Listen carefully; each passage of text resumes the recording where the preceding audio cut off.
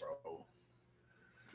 I mean, me personally, right now I need my J-Rob curse to come in full fledged this weekend because I need Louisville to win.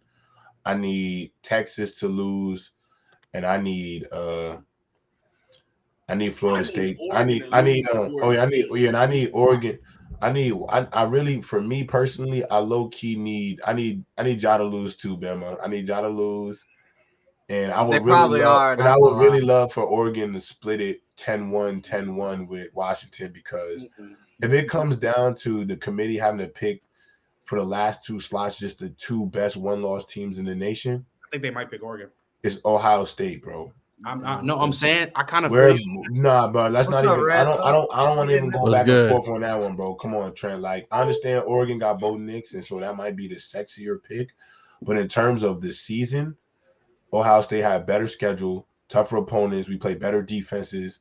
It's not even close. And realistically, if Michigan is the best team in the country, we played them to 6 points. At the end of the day, there's no way you can make a case that Oregon is a better team overall than Ohio State. We have a better defense. We have better receiving weapons. The only nod I have is the quarterback. But hey, Maserati Marv had balled out. So I will say though, I don't know. It's been a tough weekend. Hey, before y'all start though, let me do this before I get in trouble with Mander real quick. But what's good, y'all? Welcome back to Open Field, dog. Another episode with the whole cast, bro. We got my brother J-Rob, other half of Headache Gang. I know he's sick right now. Got my bro Trent, Grant, Random. What's good with y'all? Another great episode, dog. I want to give another shout out to the GOAT member, Cobra Son, Aradis, Kamatos in the Clutch, and Legend member, Skemet. If you want to become a member, man, links down in the bio, and also hit that subscribe button. You can see the tiers. All right, what we was talking about, bro? Big shakeup in college football. Wow weekend. A lot of losses, a lot of wins. So we just really talking about real quick, bro, like what the picture gonna look like, because up next is championship weekend, conference championship weekend. So it's a lot of question marks there. Bama versus Georgia, Oregon versus Washington, Florida State versus Louisville. We got Michigan versus Iowa. I mean, turn your nose up at that, but I don't know. Bama, it's similar styles though. Cause look, hear me out. Michigan play boring as hell. Iowa plays boring as hell. So two boring. Hammer the under. I ain't gonna lie. I really need hammer the under, Grant. Hammer the under, please. After that Nebraska game, but it's levels. It's levels to the boring. Like, did you see that Iowa Nebraska game? Like because that, like that. But like, I think when it comes to championship games, though, all jokes aside, though, I think Oregon's gonna get back because I'm not gonna lie. Especially off that Washington State game, I think Oregon has a. Oregon is not better than Ohio State. I don't understand, J-Rob. Ohio State. I think Oregon's going to get back. I think Oregon's going to be Washington. I'm sorry, Bama. Y'all about to get dog walked. We already bet. I don't know if that's true. I don't know. I don't think they're going to get dog walked as a lot of people think. Jalen Milroe still, to me, is better than Carson Beck. Stop it. Like I see what you're talking about, but Jalen Milroe got that game. Hold on. I'm saying, like, I gotta see. I don't know. That's but even though I got my Milroe agenda for next year, but I got Jordan in that. When bro asked for a Heisman, I wasn't even mad at him. He threw a dot. Like he did throw a dot, but he feel like I was emotional. It take a little bit more than that. I love Jalen Milroe, bro. I'm glad he's starting to get his confidence, but he ain't no Heisman. No, he's not. No, he leave for the receivers he had. I'm trying to let y'all boys know. I know people just think that we got Maserati Marv up there, boy. We got some real Corvettes down there in Tuscaloosa again, bro. We damn near got the same shit we had back in 2017, bro.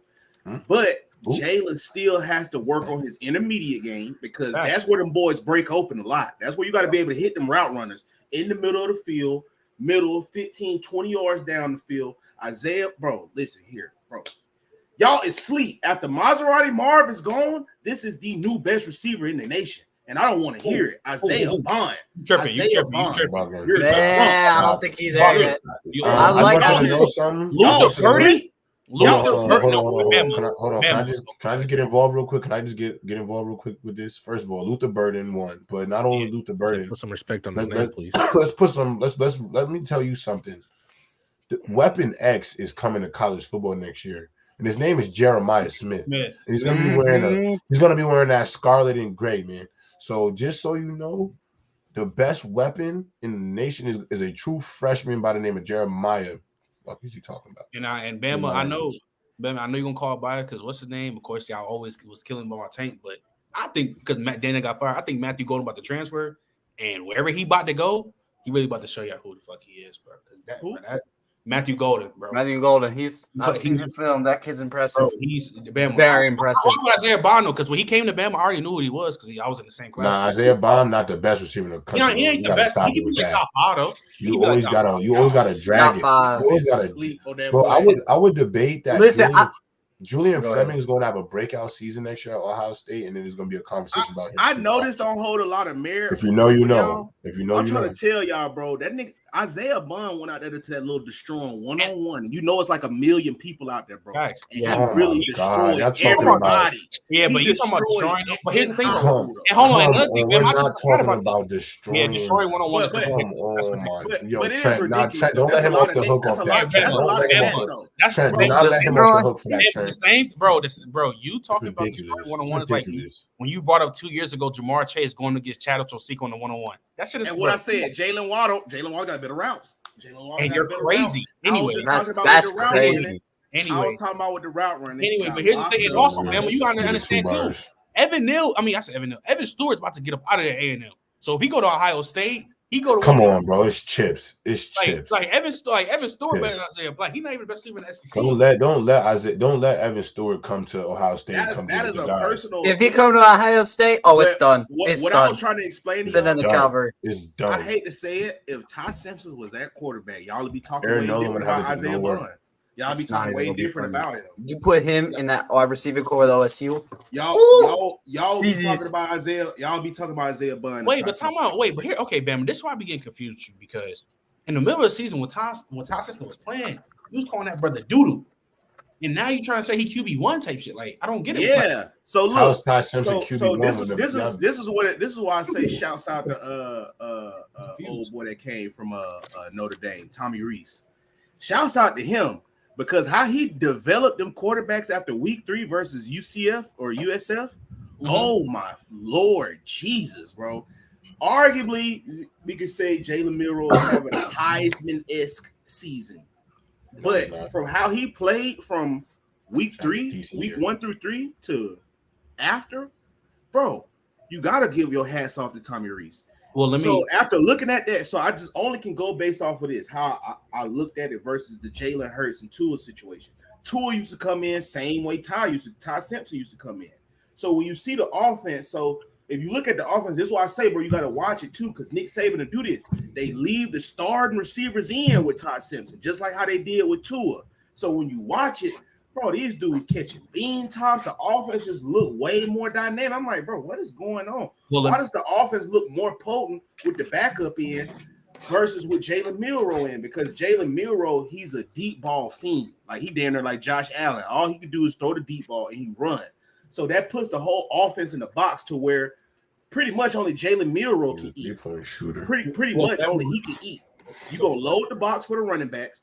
And pretty much everything intermediate, he ain't gonna be able to see it. Versus with Ty Simpson in, the guy who can hit those intermediate routes, the offense is opened up. Now you got Kendrick Law catching the ball underneath like a little Debo that he is, and he getting yak yardage. You see what I'm saying?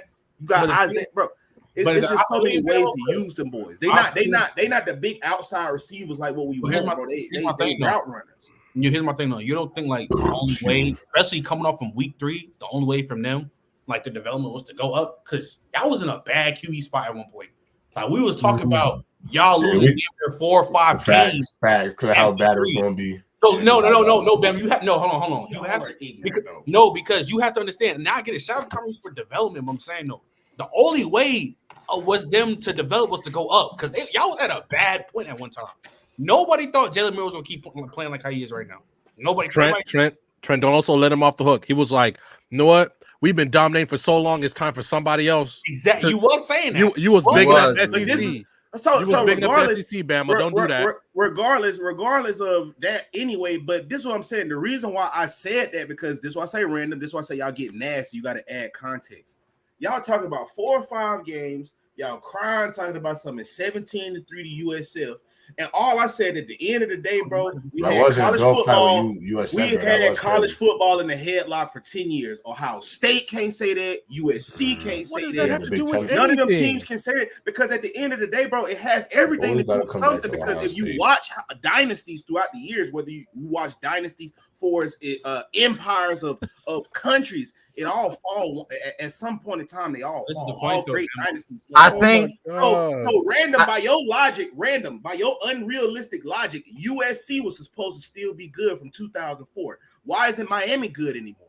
Why is because Miami got hit with a bunch of sanctions and it cost them half USC. Pete Carroll left and they got hit with a bunch of. And it's the same thing with USC. Once Pete Carroll left, they got hit with a bunch of sanctions that ripped off half their scholarship funds, and it took half the money that they were able to get for the players. If you look at that 05 roster that almost won that three-peat that year, half of those players were basically on a payment that was giving them money to be able to be fueled to be into the system. Once the sanctions hit, cut them, and that's why USC really hasn't been able to get there. Now I think they're up, but it's it's not the same. But and also Bama again. When you was talking about that, you going back to what me and Brandon were saying. You kind of make our point. It's been a completely 360 turn. How we've been talking about Alabama from week 3 to now. Now, of course, we wasn't. I wasn't thinking that Alabama was gonna have like 4-5 losses, but I wasn't expecting how Milroe was playing because he's played like his play from week 3 to now is completely different. Completely different. Like, and it's not even. And you trying to say Tom Simpson, but confidence is a huge thing. Confidence makes or break players, and you know that it do. But I'm saying, and also, you talking about top 6 QB1, bruh. You was just saying get him off the team. Yeah. I mean, after we evaluate, because me, unlike everybody else who try to watch 5,000 teams, I just watch Alabama, bro.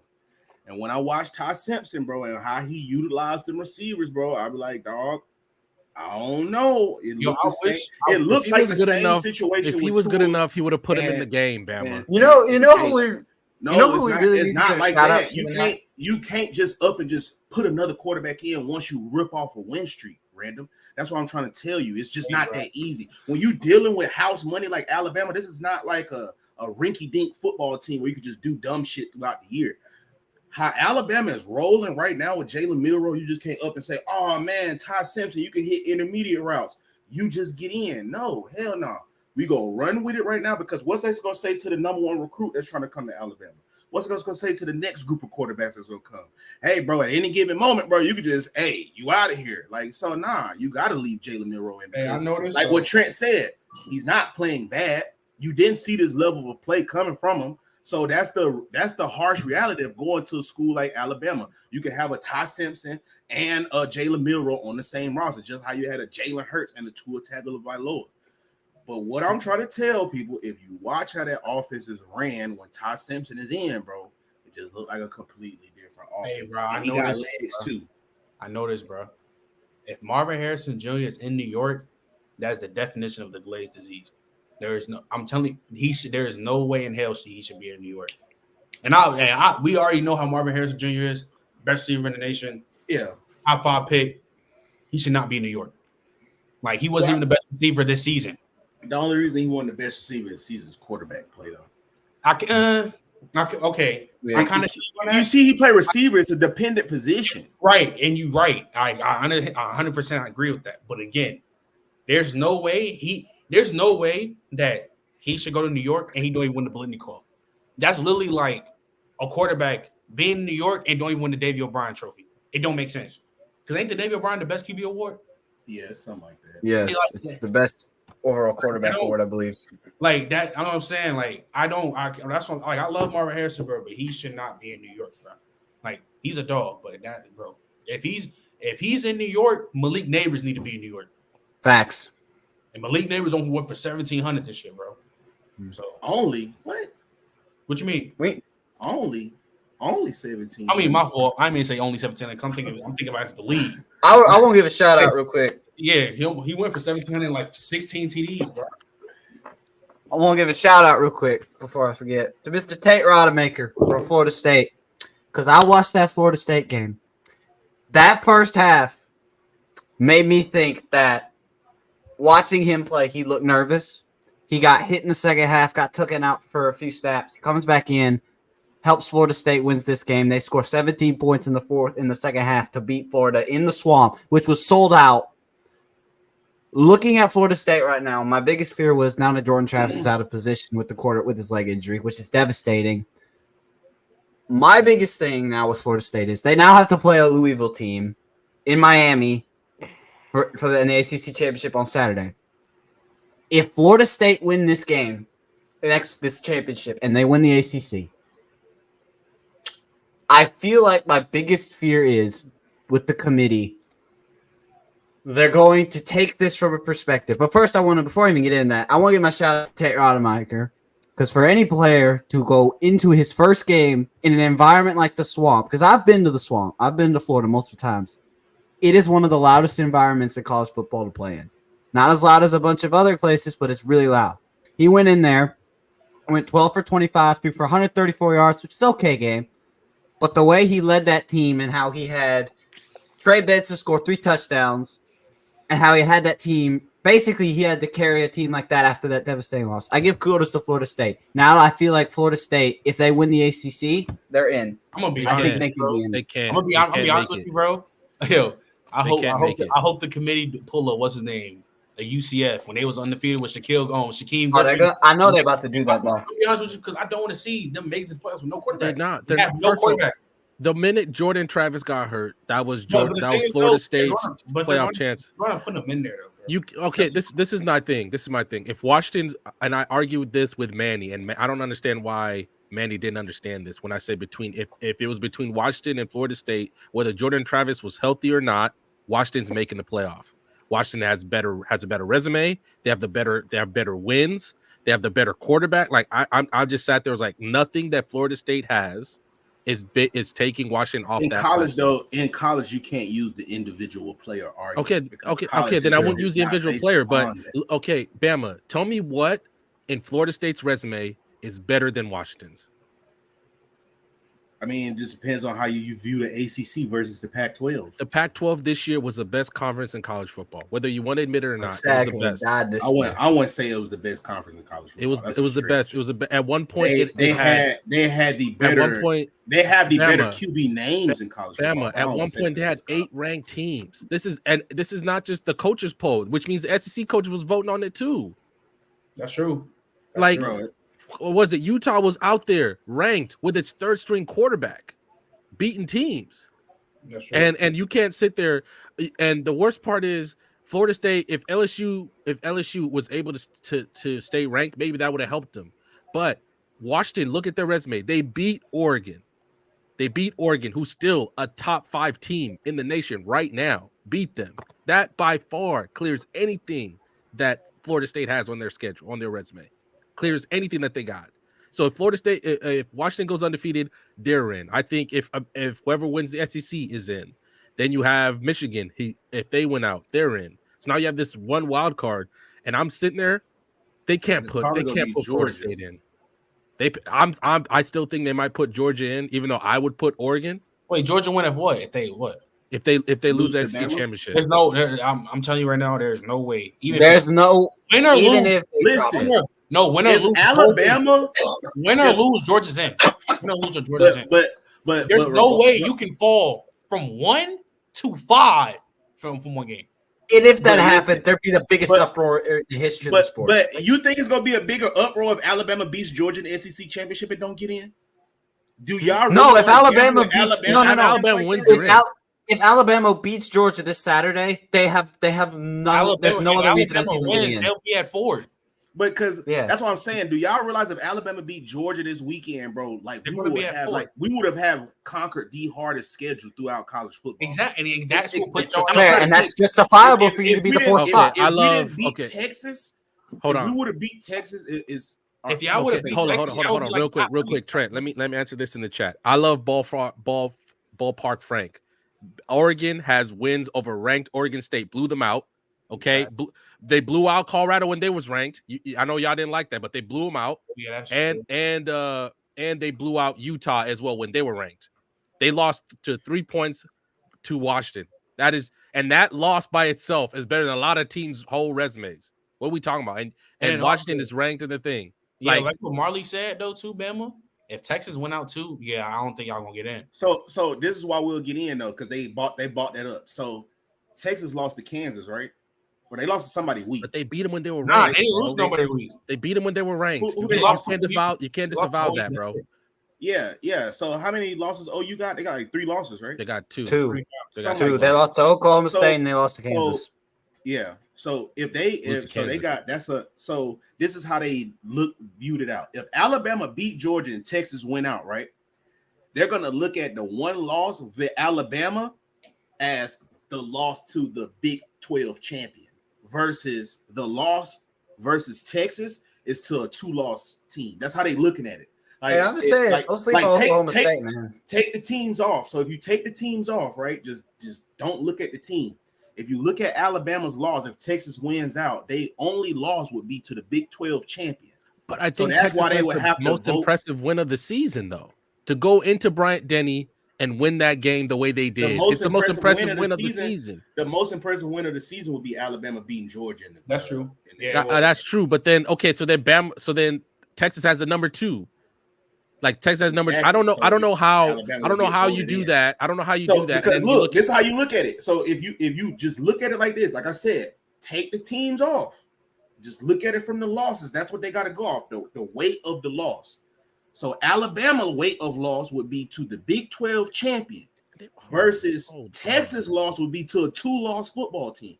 Regardless of the circumstances of them going into Tuscaloosa, man. You just gotta look. It ain't no can't do it. It's just the weight of the losses. Man, you gotta just take the teams out of it and just look at the loss. Bama, they walked it. They walked into Bryant-Denny and dominated y'all. Regardless of what happened, they walked into Bryant-Denny and dominated y'all. You can't just disavow it like that. Bama has a point. But how they're gonna look at it is the only loss Alabama has is to the Big 12 champion. That's the only way they're gonna look at it. It ain't about they lost to this team. Like, no, they're gonna take the teams off and compare the resume, and they're gonna look at it and they're gonna be like, hey, these guys, they only lost is to the Big 12 champion, who is also 11-1. So they lost to a pretty good football team. But we could easily say, like, hey, man, that just might have been an early hiccup in the season. Because if you look at Alabama, especially if they beat Georgia, because you could argue and say Georgia would beat Texas. Can Texas go in and beat Georgia? That's a debate. But Georgia's undefeated, so I don't think nobody's going in to beat Georgia. So if Alabama beats Georgia, you cannot definitively just sit there and be like, oh, well, y'all lost to Texas week 2, so you can't get in off of that. After we have showed you we're literally the best team in college football right now. If you going from after week 4 and on, you cannot tell me Alabama has not been one of the best top 4 football teams in the country, and that's including Texas. If you replay that game right now, Alabama wins by a landslide. Right now, if you replay that game, no way. If you replay if you look at how they do. No, you can't say that. So you're saying right now, if Texas and Alabama met on neutral field, Alabama's blowing them out. You can't say that. I understand that. You can't say that. You're just gassing it up right now. You're just gassing it up right now because you're a Bama fan. I understand that the Iron Bowl is the Iron Bowl, and it has crazy rivalries. But that team just lost to New Mexico State. Because they were already practicing for Alabama in week. Bro, that's why I be trying to tell y'all. Auburn is they're weirdos, bro. This is what Auburn does. They're looking like, hey, how many wins we got? We got 6 wins now? All right, cool. We can start training for Alabama. We can start practicing for Alabama. All they do is just get bowl eligible. Bama, how am I supposed to explain that to the committee? How am I supposed to explain that to the committee? How am I supposed to convince them on the committee? They won the game. That's okay, but still, but still, you can't. I can't believe that you're saying that they straight up disavowed the rest of their team so they can get ready for that. The best team in the country either. I can't say that. Y'all haven't been looking at the best team. Y'all haven't looked like that. Y'all struggled against Arkansas. Y'all barely beat South Florida. I'll give you the Auburn game. I'll give you. I'll give you that. But you can't sit there and act like y'all didn't need a last second. It wasn't and the struggle against Arkansas. That's a lie, bro. They just let off the gas. They was spanking Arkansas and then they just fell asleep, bro. And they just turned into a game. Yeah, y'all don't look better than Georgia. Y'all don't look better than Michigan. That's debatable because Brock Bowers isn't there. That's debatable. Without Brock Bowers? From what you've seen from this past few weeks, what they showing on offense? Because I'm just basing it off of what I'm seeing from Alabama defense. I'm just based off of what I've seen from Alabama defense. Our defense looked like old Brock defense. Bowers? When did they lose Brock Bowers? He came back. But hold on. But the thing is though, fuck man, what's the name? Georgia. Y'all look better than Michigan? Yeah. Because they beat. Oh yeah. I'm not going to JJ McCarthy. You got faith in JJ McCarthy. You got faith. You think Jalen Milroe better than JJ McCarthy? Yes, clear as him. Stop, damn. Stop it. Y'all. Bro, he jumped. You get mad at us when you do stuff like this. If you want to talk about Jalen Milroe yesterday, because I have an agenda for him. If he fixes intermediate stuff, he will be QB1. But as of right now, he's not sniffing JJ McCarthy. You talking about JJ McCarthy who only had 11 and 160 yards? Wait, hold on. You're about to make my point on why Michigan clearly look better than Bama. Penn State is one of the best defenses in the country. And they didn't have to pass the ball, and they ran the ball OD. He didn't even need to pass the ball. They won off just that purely. And you can't discredit Penn State because they one of the best defenses in the country. You can't discredit them. You can't. Playing in the mid league, dog. No, you can't do that, bro. You can't do that. You can't sit there and all of a sudden you're attacking the whole time because Michigan's doing their job. You can't do that. Because look, if you think about it, if you think about the offenses in the Big Ten, you got. Oh my God, bro! You can't do that. I will not allow you to do that because you act like the entire SEC is this bar burner when it's not. SEC is not this bar burner. If you think Jalen Milroe is better than JJ McCarthy right now, you are smoking crack. Like, drink more water, you lying. I never called him mildew. That was Trent that called him mildew. Nah, I called him mildew in the beginning of the season. But I already said do that, bro. I hate it when you do that because when you just now all of a sudden you're attacking the whole conference. You're acting like Kentucky can just go out there and beat everybody in the conference. That's not cool. Kentucky actually could go out there. No, they can't. They're not walking in the Kentucky against Oregon State. They're getting what? You said what? Kentucky would be a top team in the Big Ten. Liar. You're just liar. If you put Kentucky against Oregon State right now, they're losing. They're losing. Y'all are just. They're losing. You put Kentucky against. They only lost to a few. They only lost to what? Kentucky only got like 3 losses on the season. Okay, so wait. So out of Michigan, Ohio State, Penn State, who are the top? Just off those alone. Kentucky can easily clip Penn State. Y'all are not buying. I'm not gonna let y'all get off of Penn State, bro. Stop the cap. You're talking Kentucky, who's 6-4. Kentucky, who's 6-4, and can walk into Penn State and beat Penn State. They're not walking in a Natney Valley. They're not. They're not beating them in a whiteout. Auburn went in there. Remember Auburn when they went to Penn State a few years ago and then they got beat.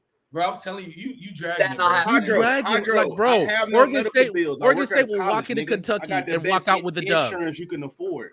If you want me to be your stepdad, I can put you on my policy. No, bro, because now you're just dragging right now. You're just lying. You're just lying. I understand. Kentucky beating Penn State. It'll be a good game versus Ohio State. I'm not.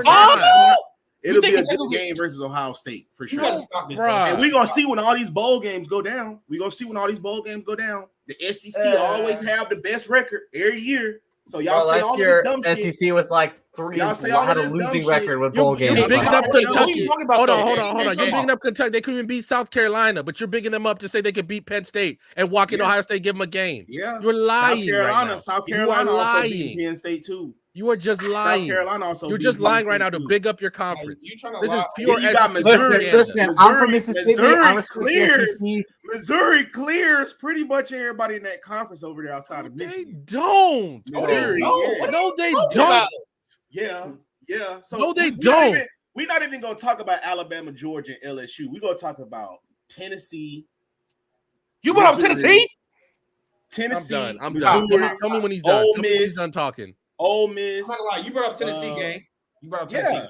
They would go Kentucky. They would go to leagues like the Big Ten. You think so? Wait, hold on. You think Tennessee will be a top, wait, Bama. You think Tennessee will be a top 2 team in the Big 12? I mean, a Big 10? Oh yeah, for sure, for sure. Yo, oh my God! You think that Joe Milton and the Tennessee Vols will be better than Ohio State? It'll look a lot easier. It'll be a lot easier on them. It would. Y'all mute Raymond. It would literally not. Now you're just bigging up your conference. This is typical SEC propaganda that we're hearing. Just I like the SEC too, but we have to understand that there are teams in this conference to look better. You put them in the Big Ten, they're not winning. No. Grant, this is the same team, Kentucky, that lost 17-14 to South Carolina, and South Carolina ain't no world beater. They're not. Beamer ball, baby. I'm telling you. No, you're just bigging up your conference to make Alabama look better, which is crazy. We gonna see. You don't have to lie. Was South Carolina bowl ever? I think they beat Clemson last night. Yes, they are. And we all know Clemson fell off. Hey, all I'm saying, bro, the SEC a gauntlet, bro. And it's not the gauntlet you make. I think with the conference change next year, South Carolina's not even bowl eligible. They're 5-6. Oh, they lost. So yeah, they can't even make it. What are we talking about? They lost. So Bama. So I want you to repeat this again. You really think that Tennessee will be a top 2 team in the Big Ten? Yeah. Based off what? They would not. Based off what? The fact that they wouldn't have to play Georgia or Alabama throughout the gauntlet. Like that's so you're saying that's 2 teams.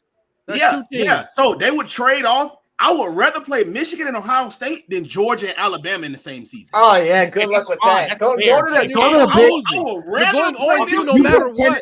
Georgia and Alabama. You're talking about. You're going 0-2. You're going 0-2 in both instances. You're going 0-2 in both. You're going 0-2 in both. Tennessee can beat Michigan? Yeah. No, they cannot. No, they cannot. Do you know how annoying Tennessee offense He's trolling. is? Bro, if you think Tennessee can beat Michigan, then Michigan should not be in the top 4.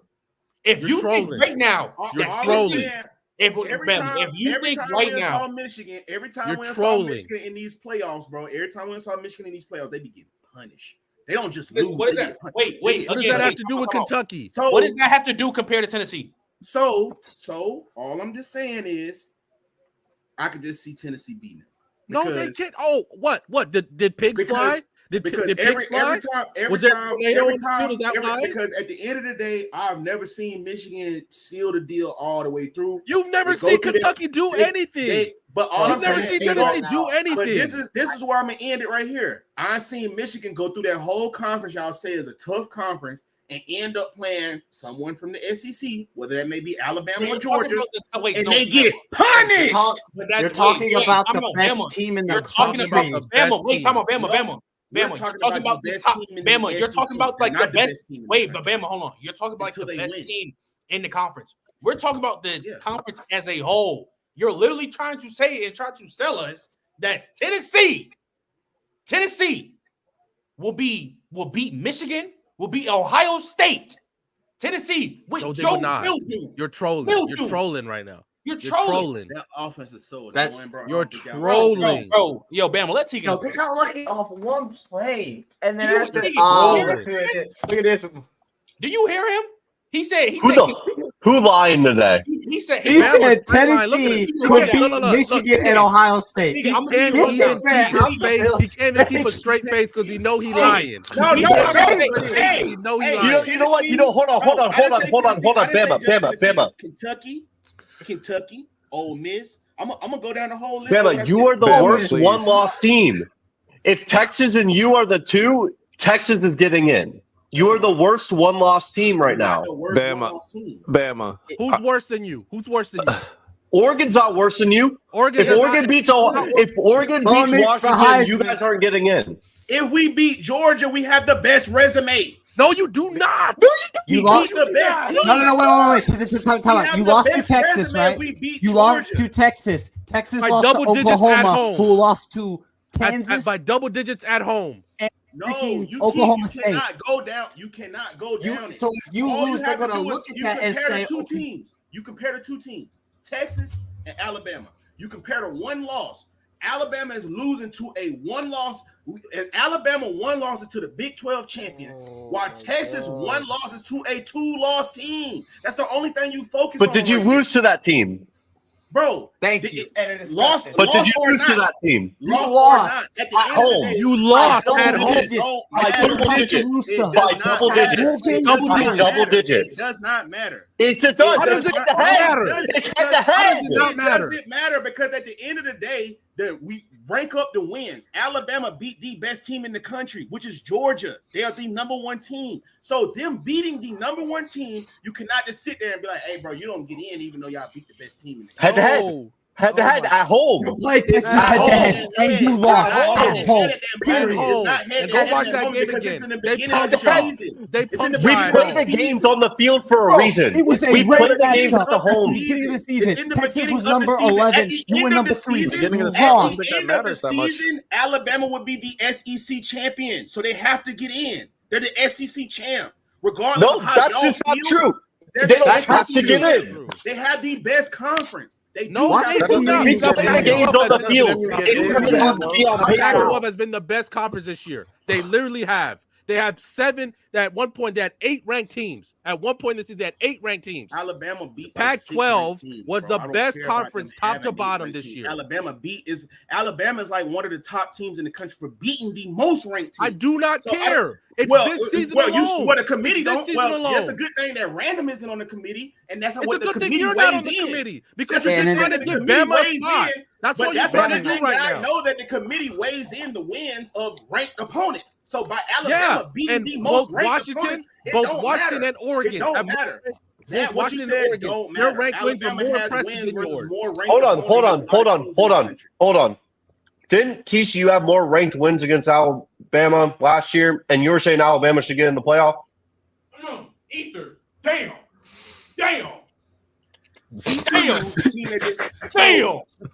No, hold on. TCU didn't have that many ranked wins. Yes, he did. No, yes, they did. Okay, now I'm gonna have to look this up it's too. A lie. Just say, Random. I could be wrong, but I feel like I remembered that correctly. No, I'm looking right now. Lie with that dirty Sanchez mustache. Bama.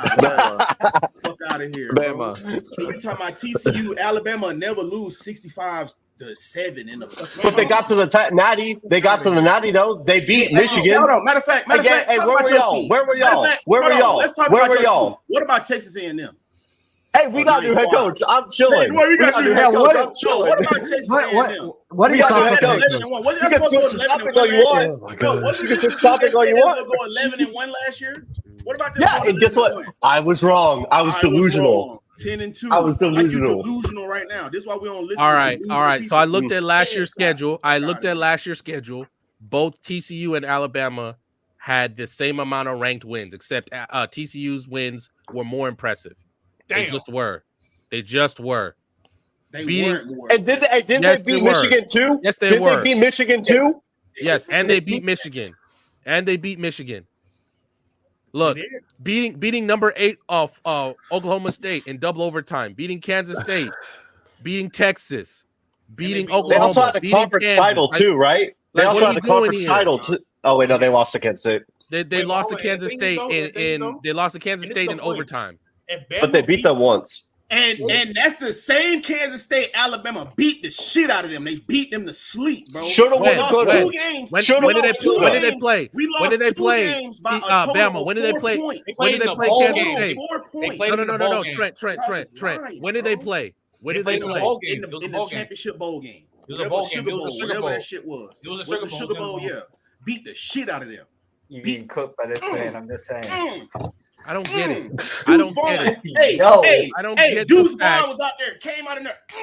I don't get the fact that you are so insistent. You are so insistent on trying to get your team into the playoffs. No, you are so insistent on trying to get your team to playoffs. You are just disavowing what everybody else does. And when he can't, when he can't beat your resume head to head, what does he do? He attacks your conference. That's what he does. The only way I see Bama even having a sliver of consideration, and this is a sliver, is if y'all put up a fight against Georgia. If you put up a fight against Georgia and make it close, maybe I see a situation where they'll look at it. No, and even hold on. You lost double digit at home. Wait. And even if there's maybe even a 75% chance that y'all still wouldn't get in. So that's probably the only way you even have a shot, even if you might still not get in. We've seen this movie already. We've seen this movie already. No, but that doesn't matter. The Washington team is better than Alabama. That doesn't matter this year. Washington team is better. It doesn't matter this year, Bama. It's a whole new season. I'm not using 2015 to decide the playoff for this season. Did we forget about South Florida? Did we forget about South Florida? Oh, no, we talked about that. Bring it up. Did we forget about Auburn? Bring it up. For 4 years. South Florida. Did we forget about Auburn? South Florida. Auburn lost to New Mexico State. They was scoring 3 points. And y'all barely beat them? No, but Tegan, we brought it up. Did y'all lose to Appalachian State but beat LSU? I don't care. Did y'all lose to Appalachian State but beat LSU? We're not talking about Texas A&M. We're talking about Alabama. Did y'all lose to Appalachian State but beat Point is LSU? going over your head. The point is going over your head, gang. That's all he's doing. The point's going over your head. That's all he's doing. That means nothing. It means nothing. You deflecting nothing. No, that's all you're doing. You don't have a good enough resume. Bama, like it or not, Bama, like it or not, and you was hyping about Isaiah Bond, y'all almost lost to a team that lost to New Mexico State. You can call them Grit. And they paid him $2 million. That lost to Appalachian State. Why y'all you lost him, gang? And you guys are probably getting Evan Stewart. Enjoy him. Enjoy him. That argument. You just can't use that argument, bro. It's about matchups. You lost to a rival. We beat our rival. However you wanna put it, we beat our rival. Congratulations. You beat a 6-5 Auburn team. You valued Georgia beating Georgia Tech. They could have lost to fucking Bishop Sycamore. We beat our rival. I'm not gonna listen to this when this is the same man. I'm not gonna listen when this is the same man bigging up Kentucky, saying Kentucky could go in and beat Ohio State when Kentucky lost to a team that's not even bowl eligible. That's not a rivalry. No, bro. You just said you just spent 10 minutes saying how Kentucky and Tennessee are going to Big Ten. No, they can't. No, they cannot. No, they cannot. Didn't people try to blow up the Colorado State Colorado thing? Because it was a rivalry? Yeah, that's right. Wait, so time out. Let me ask you this, Bama. Let me ask you this. Because you was a big prime guy. You got the prime shades. Yeah. So you saying that Kentucky can go into these other conferences, be top 2? Yeah. Can Colorado State come into the Pac-12 and be top 5? Who? Colorado? Colorado State. Colorado State? Probably could. The amount of lying this man look. What are you doing right now, Bama? He's just lying. He's just lying. No, come back. You're lying. He's just lying. Because look, the reason why look at the smile on his face. Look at the smile on his face. It's nasty using the Colorado argument right now. Because Colorado, bro. And I watched that team live. Hell no. I literally went and watched that team live too. You're saying, bro, you just said, bro, you're literally just saying that Kentucky. But look, the reason why I say that's nasty because you're using Colorado against me, bro. Colorado is not a good measure. Yo,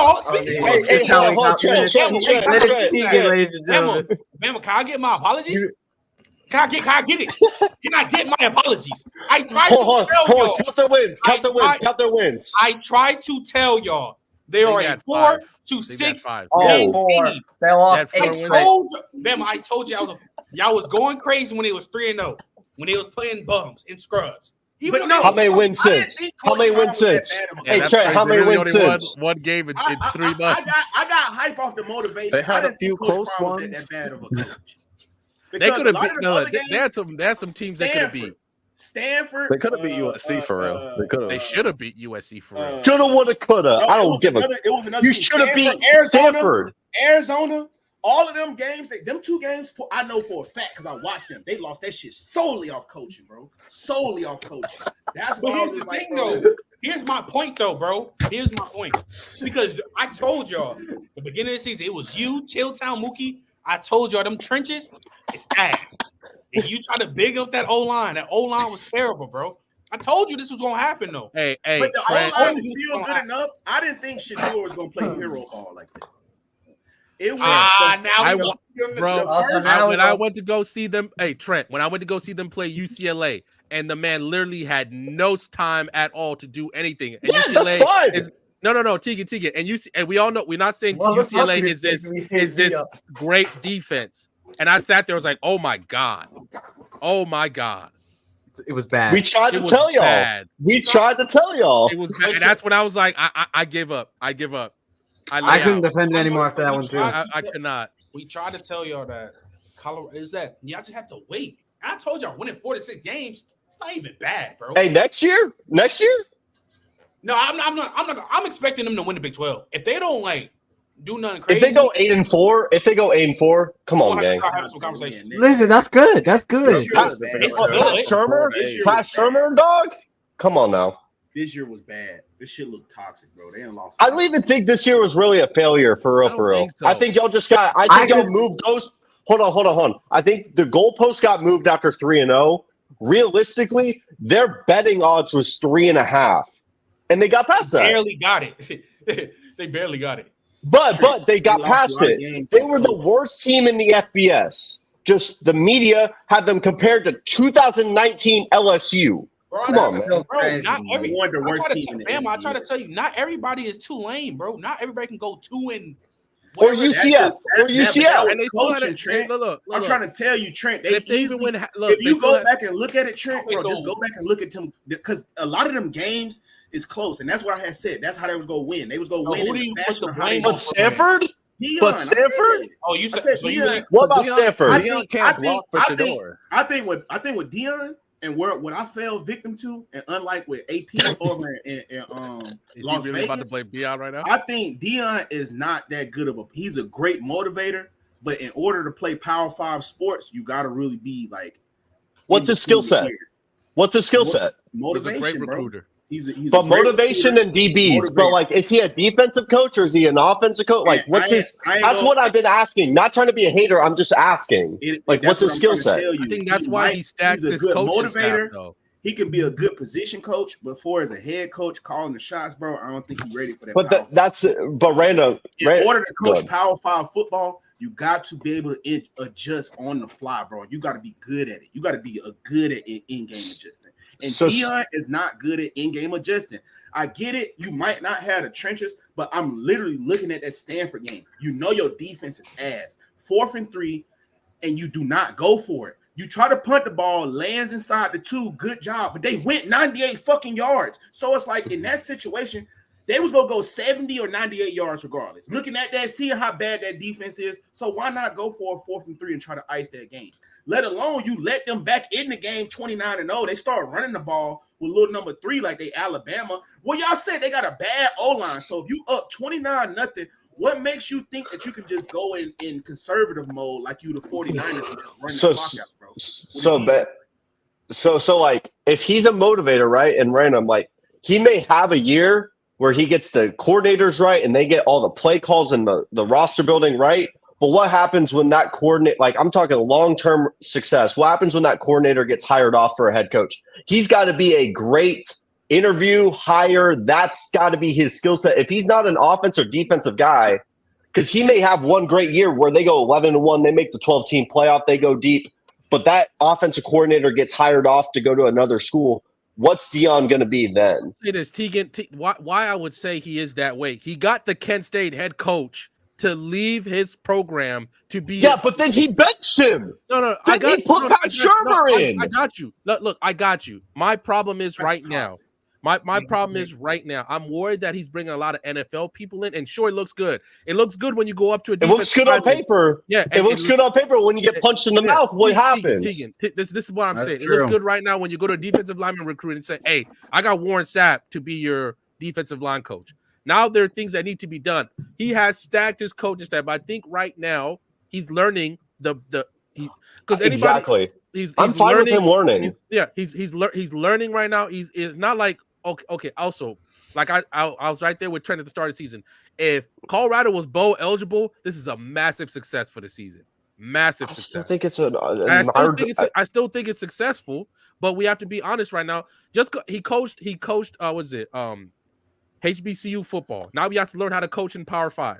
And he definitely has a lot of things to go in the offseason and fix, right? I still think you need to go back and put some more confidence in his OC again. I've never been a big fan of Pat Shermer. I don't know what the point of that, but he's your future. That OC is your future till he leaves. So unless you're trying to tell him, hey man, you might as well go get another freaking coach. You might as well go get another job, and I'm gonna ride with Pat Shurmur from now on. You better have some hard conversation with yourself and how you run your team. Also, didn't they revamp like their whole roster? Like, wasn't there only like 3 players like that they kept from it? So it's like it's a whole new team that has to learn a whole new commitments. Whole new system. They lost Hill. Hill decommitted. Hill decommitted from Colorado. I think earlier this week. They also the tight end coach resigned. Yeah, yo, Tim Brewster. Tim Brewster resigned. I'm like, what? And yeah. So there's some weird things going on that you don't really know. Like, it's weird, bro. There's weird things going on. There's some things we understand. Don't worry about Watkins. Watkins is a clout chaser. Don't worry about Sammy Watkins' cousin. He's a clout chaser. Another thing too. The reason why Sammy Watkins, I feel him why he didn't come though, because they got that little freshman number 14. I can't remember his name, but he came in and had like 7 receptions for almost 200 yards, 196 and 3 touchdowns, and he plays no more the rest of the season. But if I'm a top receiver, I'm looking at that. And I'm like, bro, that's what I'm trying to tell you, bro. At Alabama, you just play, bro. Like if you ball out like that, they ride you. It's like, bro, we're gonna ride. Pause. Yeah, they do that now because they've had success. Pause, by the way, major pause. Yo. Yeah, but bro, Bama, we can't sit here and act. That's why I'm trying to tell you, it might be a circus over at Colorado because you saying that, but it's Deon magic against these players. Bama, you can't sit there and act. In Nick Saban's first year, when he loses to Louisiana Monroe, you weren't calling for his job. You can't sit here and act like you weren't. Hell no.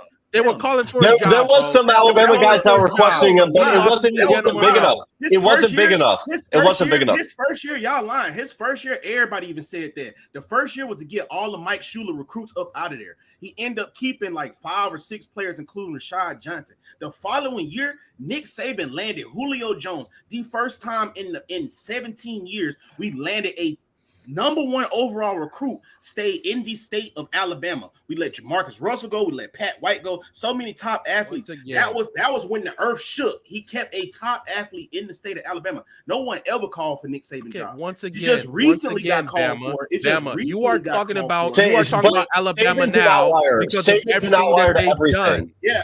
And to back up Tegan's point, the only reason Saban's job just got called for is what he was saying with y'all. Once Deon get all of these top coaches in here and they have that consistent success, what happened? They're going to get head coaching jobs other places.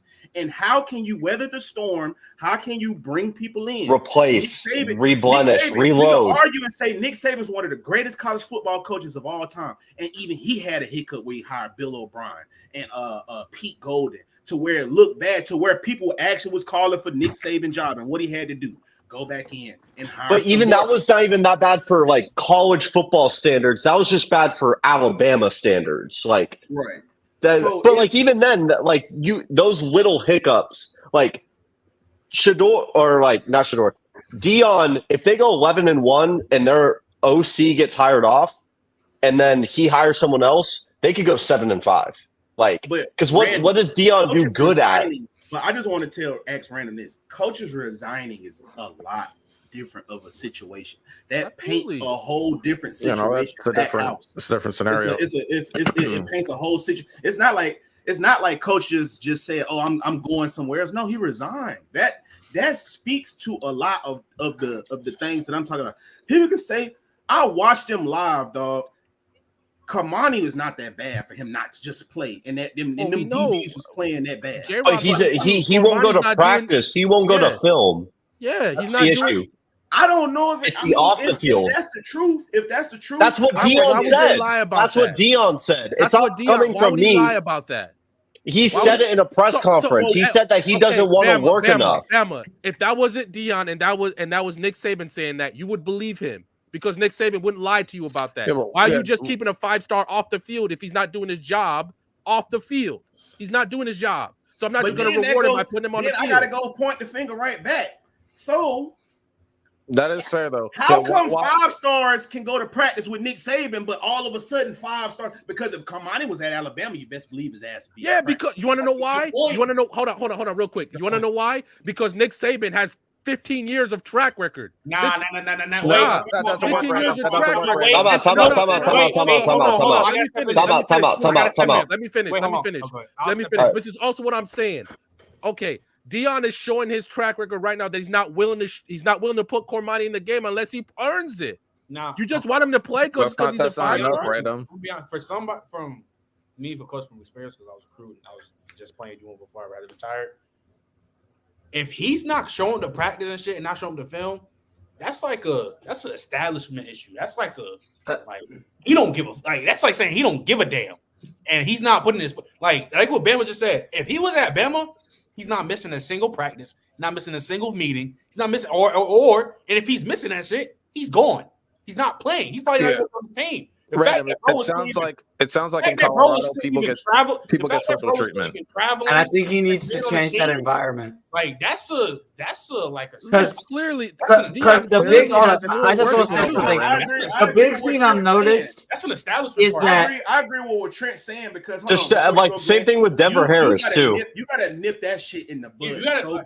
You shouldn't even dress out. Why are you even having him dress out there, random? So a guy like me can. The same thing happened with A&M and a lot of that 2022 recruits. Here's the thing though, if Deon when they first asked him about Cormani, and they saying why is he not giving up playing time? He's my you gotta watch he not watching film. He's showing the practice, this and that, doing all this stuff. He shouldn't be dressing out. He shouldn't even be touching the field because that shit you just don't do. If he was at Georgia and he was doing that, he probably wouldn't even be on the team anymore. I was just about to say, I'd be like, you're about to lose your scholarship. Like, you're not coming to practice. You're not watching film. You're not doing nothing. Why are you here then? You can't put the play on Nick Saban because he's been here for 15 years. A coach is a coach. A head coach is a head coach. It don't matter who it is. You have to know that you can't play with somebody. Even me, when I was with Dana before he just got fired, bro, you're not showing up to film late, missing film. You're not watching any film. You're not doing that. It's the baseline. No, you're not getting the fact that he was even on the field playing with this shit going on. That's a Deon issue. They need to change the environment. And I think it starts with also looking at it from the perspective of the big thing I've noticed, especially like if you see excuse me, with one of the days was when the NBA season started. I saw Shador and Travis on the sideline of an NBA game with Coach Prime. Not that there's anything wrong with that, but it's giving off this level of there's a hierarchy system. The better you play, and I think it's because Shador and Travis were both at Jackson State with him, so he looks after them better. He considers Travis one of his sons, which is fine. But players are going to look at that and see that if I don't get to this level or if I'm not achieving this level of hype, you're not going to get to that level. And they need to change it where it's an equal playing field. And your spot is not earned. That's my biggest fear. He's doing shit that you never do by the book. Like that, what Cormani is doing to me, it's like there's not that much control at Colorado, like at all. Yeah, and I think Deon needs to. If you're still like, because on the I forgot what it's called, like Thundermark or some shit, or where you watch the film, the coach track how many hours and minutes you watch film, and he said he hasn't. In the beginning, he ain't watched zero film, this and that. He on that Manziel stuff. And then on the week, and then the next week he's playing. Bro, he should not that. He was only playing because of injury. Let's keep it about. Still though, but that's a control thing though. Like he shouldn't. I know. He shouldn't even. I think what Cormani thinks is because of who he is and where he was, he thinks his spot's automatically earned. I think what Deon has to do is to make the whole system and put it not like this where there are levels flat. You put it dead even, make it as even for everybody. Let everyone know that I don't care who you are. I don't care where you came from, what star recruit you were. I don't care how many yards you got on this team. Your position isn't a given. What's going to happen with Deon without Shador and Travis? That's what I'm curious about. That's what I'm curious about. But the thing is, though, is that it's a great thing that he's coaching because you think it's holding him back, Bama? Hear me out. And this is the most respectful way possible, bro. No, I got you. Just go. So if you think about what type of player Deon was, you just go be honest, bro. He was a selfish player, bro. He went from the Niners after they won a Super Bowl and just went right over with the Cowboys, not because just because they paid him more money. You feel me? Just simply, he was a paid hitman, honestly. Then you think about it, draft day. Oh man, I thought Detroit was gonna take me at 3. I was gonna ask for so much money they was gonna put me on layaway. So if you just really think about Deon, bro, he's like really like a selfish type player. That's just what player he was, a selfish player, player one. So you fast forward it to now. He has a son. You could argue and say Shedeur is just the QB version, embraces the same image. Gold jewelry, gold glasses, everything. Nothing wrong with it. Nothing wrong with it. Nothing wrong with it at all. Them glasses is tough. I'm not gonna hold bro. The tough. I be like, bro, if I had a son, I want him to look like that, bro. A little Shedeur. I hopped on that 50% on blenders, man. I got me a pair. So yeah, I'm looking at it in the standpoint of that. So Deon being a selfish player and his son being the same exact thing, bro. I feel like it comes a point to what that player was talking about. Now it's like a little bit more selfish. I think Deon is calling more plays to make his son look good versus, or he's not holding his son to a standard of, if Shedeur would have went over to Alabama and he just threw the ball like that in the back of the end zone, bro, y'all know they finna sit his ass for Ty Simpson. Like, bro, what is you doing? You finna sit your ass. You're over here bullshitting. And then a lot of them plays where it's like Shedeur don't play bad. He's just holding the ball so he won't make a mistake. You said I watched that Oregon game, even though they just got their ass whooped. Don't get me wrong. It's a lot of games where he just don't even run the offense because it's like he don't want to mess up his numbers. You see what I'm saying? Like, so it's if Deon had a quarterback that was just not tied to him, like just a regular QB, like if he just had Michael Penix or fucking Quinn Ewers, it would be Jalen Milroe. Yeah, it'll just be a lot different because it's just no. I feel like the way he would be treating this player is different too. I will say this though, they had no running game last year. I think did their top because they don't have an O-line. They don't have an O-line. They don't have an offensive line. Their top player, their top rusher, didn't even rush for 350 yards on the season. That's what I don't have an O-line. But hear me out though. Little number 3, he is not that good to me. You got number 9, Trent homie. I don't know why he didn't get no touches yet. Because he limited. It came up ACL, bro. Yeah, I feel you, Trent. Oh yeah, at this situation, bro, you cannot tell me. Look, it was 160 pounds is the best running back options you got. You got Savion Wilkinson, number 9, be toting that bitch when they do put him in. You feel me? So it's like, bro, you gotta, as a coach, bro, when we losing random at this point, bro, we gotta figure out what's going to work going here forward. What are you still going with what you know? Why are you still rushing Edwards like he just a complete running back, bro? Like you said, he don't even have 300 yards. Bama, I'm looking at their stats right now. No running back had over 100 carries. No running back at all had over 100 carries. Hold on, wait. Random. Just a question. You don't think that's not like a glaring, like you don't think that's kind of like an issue? No, it was clearly running back not getting 100 carries. No, it was. Clearly, that's an issue for me. No. Once again, it was clearly an issue. I watched them against UCLA. I was there live at the Rose Bowl. Yeah, they refused. First of all, when I'm telling you, Shedeur literally didn't have time. Where it's one of those where like, how did every single pass rusher make it through, and the O lineman watching Shedeur run for his life? Here's the thing. You know that scene at South Park with the Washington Redskins owners in the snap. That's what that game was. A couple things. We can't fully judge how Colorado is going to be. We can't fully judge Deon yet. Now he has made some questionable moves, like that Pat Shermer shit. I'm sorry, like you had the number 6 ranked offense in the country. I don't even think even moving off of Sean Lewis from his play call duties is like, I think that was the most relevant shit that you had to do. And that was an OD panic move. We this next season is really going to show what Colorado can do because they just got Warren Sapp as a DC, Warren Sapp as a coach. So you're going to get interior D linemen. You're going to start getting you're crazy, Tegan. You're going to start. He's recruiting like this year.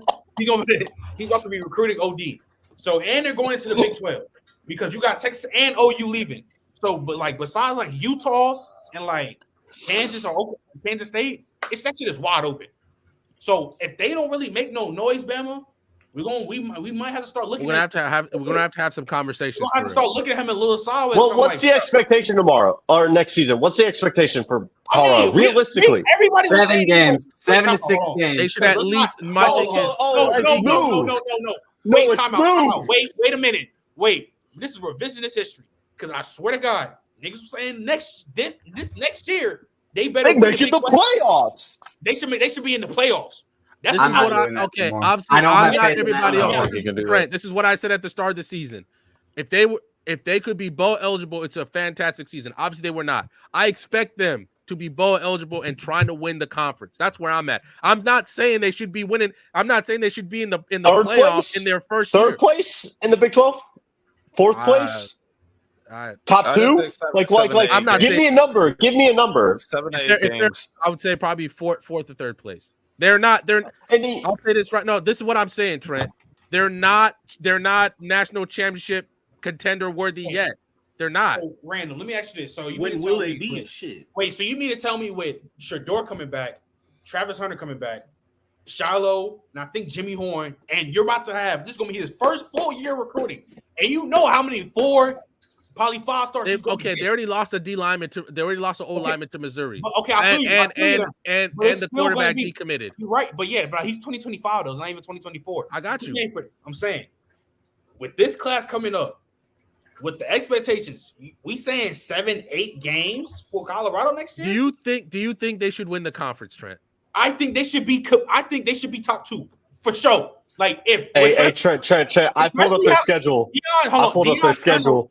I did too. I wanted to see. Deon turned the roster around. It doesn't look bad. He turned that, even though it wasn't as good as we thought it was. Tegan, what's the schedule? He got like what 55 new players. One second, Ollie. He got like 55 new players now. People, it's always a process with what's his name with college football and recruiting. So especially by year 2, I need to see at least 8 games. I need to see at least 8 games to win. I think you should be in the Big 12 championship.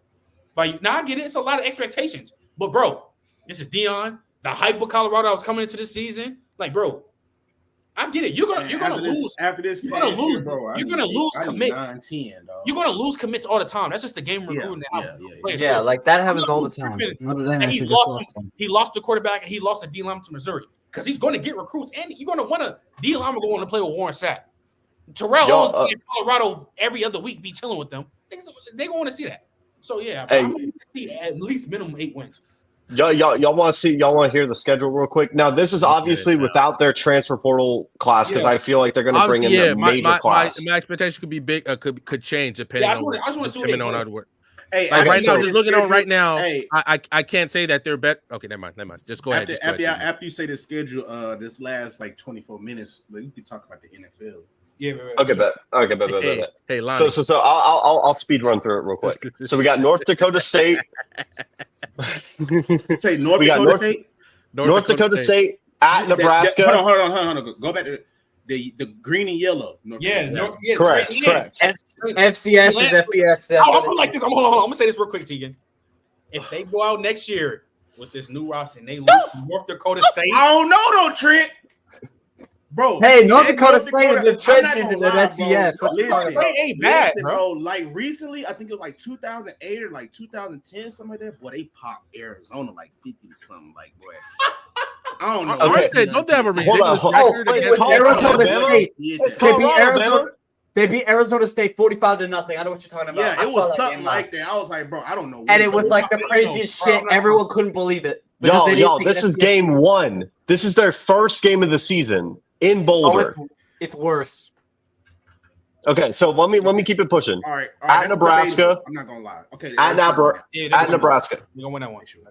At Colorado State, they should win. That one. It's a rivalry. I'm going that first year. This shit was so iffy to me. I got them win next year, bro. They gotta win at Arizona. If Jed Fish stays, L. We're gonna see because they got what's his name McMillan. What's his name number 4? He really liked that though. Okay, so all these games the dates are to be determined because it's Big 12. Just go through it. So at Arizona, we got that. Yeah. Utah. Yeah. At home. Yeah, I don't know. With Cam Rising. That might be L. Cam. Yeah, that might be L. So that's 2. Baylor at home. W. That's a dub. That they should beat Baylor. Baylor's at home against Oklahoma State. Oklahoma State. They lose him. Ollie Gordon about to run through hell game, I think. They lose him. Ollie Gordon is running through hell against them, bro. At home against Kansas State. They're home for a month and a half. No, it's to be determined. It's to determine. It's to be determined. With this is not official yet. So yeah. These are just who they're playing. I don't know when they play them. So at home against Kansas State. I don't know. At home against Cincinnati. I don't know. But that's they could be Cincy. They could be Cincy though, because Cincy kind of fell off though. Cincy did. Cincy did fall off. So they play in Lawrence against Kansas. Now that they lose it for sure. I'm not gonna lie. For sure. And Jalen Daniels come back. I hate to say it, the things that Deon Sanders is going to be called in Lubbock, Texas, when they have to go to Texas Tech is going to be bad. That's going to be bad. They're going to be mad racist forgetting that it's going to be bad. Let me take the hat off. It's going to be bad. Before what's his name? Before you move on, because Coach Mark brought a good point, Bama. In college football in general, if you ain't making a leap in year 2, your ass on that shit gonna start to warm up in that hot seat. It should. So I'm saying Colorado has to take a big leap. Because I already said that's what I'm saying. They double their wins. They double their wins. Bro, we need so I can't because I'm gonna keep it real. Y'all talking about Nick Saban in that first year, he at least managed to go 7-6. Deon really had games where he could have got them bowl eligible. But Deon's situation was even worse than Bama's. His situation was worse. You can't lose, but you can't lose to Stanford. You can't lose to Stanford. You cannot compare Alabama's situation at that point to Colorado. The reason why I say it's not worse because actually Nick Saban came in for his first year. Alabama was still up under probation. I don't think y'all understand. Alabama had to serve a 15-year probation. Bama was not Bama. You know, Colorado was in a much worse spot. Colorado was in a bad spot. Yeah, for 15 years. Yeah, it was bad at one point because that's why not Colorado bad. Not Colorado bad, man. Nick Saban's first year was the last year of our sanction. That's why he went. So the fact that he went 7-6. I understand. But all I'm saying, random. For where I had put these is the expectation I had put Deon on. I was sipping the Kool-Aid. You can ask Trent. I used to come on here every day. Wins. I'm sipping the Kool-Aid. I'm drinking the Kool-Aid. 10 wins, 11 wins, bro. Listen, for the standard that I had for Deon, the fact that he could not at least get them 6-6 when it was 2 wins, I vividly saw on the table. UCLA, I'll give you that. Washington State, I'll give you that. Oregon State, I'll give y'all that. I'm not letting y'all off the hook on Stanford and Arizona. That's really Deon. Yeah, you should have lost to Stanford. Even though how I talked about Deon as the good, I said he was going to be the rival to Nick Saban. Bro, for you to lose them 2 games. That's kind of wild, bro. That's kind of wild. For you to lose them 2 games, how he lost them 2 games. You can say the roster, you can say O-line, you can say Kamani not going to film. Them was on him. No, them 2 games and also Bama, on the Stanford part alone, I want to hear nothing about the roster. You blowing a 30-0 lead? 30-0 lead? 30-0? Nah, that has nothing. No, 200 yards from half? No, a receiver. 200. From Stanford. He went from having no yards to 300. You can't stop a 30-point lead. 300. That's simply coaching. There's no way you can have a receiver get shut out. One half. Head tap. And in the second half, he goes for 300 yards. That's unless also Travis got to pick a side. Travis got to pick a side of the ball. He don't have to pick a side. Stay on defense. To learn when to stay on defense. You're better on defense. It's got to be 75-25. Tegan, Deon needs to learn when to put him in certain moments. Because that's what I'm saying. Travis as a corner, it's crazy. Yeah, crazy. Yeah, that nigga is crazy. So receiver too. Like the Stanford game, he can't be 50-50. It was up 30-0. You should, bro. You should have took him out. You should have. There's no way you should be playing that corner. There's no way. Third downs at receiver. He doesn't need to play corner. When the game get closer, all right, Travis, you go in. But there's no way he should have been playing the whole game. Trent, what do you think he's going to be in the NFL though? You think he's just going to be a corner? Or you think he's going to be a receiver? DB. I'm gonna be honest. Once you get to the league, now that's when you're gonna really have to pick a side for real. Unless what would you want? What do you want, a receiver or a corner? I want him to be the first player to do what he's doing at Colorado. I want him to be. That'd be crazy in the league, though. But I think he'll be DB on the league. The league's gonna make him pick a side. That's the issue. He's gonna be a corner. I think he'll. Look at Jabril Peppers. Look at Jabril Peppers. Jabril Peppers he's gonna be crazy athletic. He's gonna be a way better version of Marcus Jones. Marcus Jones went to my school and he plays for the Patriots. Houston. He plays corner, and then last year they put him on some screens and in the slot. He scored some TDs on offense, and he's a returner. So he's going to do that. But Travis Hunt is to me way better. So he's going to excel that, and it's going to be crazy. I think he's more natural on a wide receiver, but I think he wants to play corner. Really what it is, he's more of a natural DB. Really what it is, Tegan, he has that freakish ball tracking ability. And he can track the ball and how he catch, bro. And his high point is crazy, bro. The bait. I think his ability to bait quarterbacks is ridiculous. Bro, if you put him in a soft spot zone, that pick against soft spot zone is ridiculous. That pick against TCU was crazy. He did it twice. He played two positions because you remember they were talking about. He's done it multiple times. He just hasn't gotten a pick off of where it. He guarded one route and jumped the other one. Versus TCU, that was the first we saw it. I saw it live. I saw it live. That was wild. The wheel. I was like, bro, that is wow. And everybody in the chat, I'm about to say, every corner gets head tap. That's not the thing, though. It's that. Sir, I just feel like he was just tired. You could tell he was burnt. You could tell he was tired. These Colorado games, I feel like, especially because they lost so many shits on one score. So many shits for coaching. Like, I'm not like there's some point where you have to put a tight end and a running back to have extra blocking. You letting your old line die, bro. Like you gotta have the timing at UCLA. You gotta have USC. You got Latu, probably the best edge rusher in the nation. Tegan, the freaking Monday after that game, I brought it up. They could have won. They could have beat USC. USC the time. They could have. Remember, we were talking about it. USC was bad. Bama, I'm not gonna lie. What Bama is saying is really clicky. You really think because UCLA clock management. Why? Well, actually, it's really on Shador because they say it was Shador. Why are you running the ball and you down like a score? And why are you checking out a play? That was USC. USC's when they did. Yeah, it was USC. And then UCLA, he just had no time to throw. He just had no time to throw. But yeah, UCLA, I feel like this is an offensive issue because bro, they had like 3 turnovers in one half and they only scored. And UCLA, at the second quarter, UCLA was doing all they could to give Colorado the game. In that second quarter, I think UCLA fumbled twice in that quarter. But here's they're doing all they could to give you. They really could have beat Arizona for real. They could have beat Arizona too. I like having these talks with Colorado, but like, sorry people, it would be seen like we hate it. We just trying to keep it in the buck with Colorado though.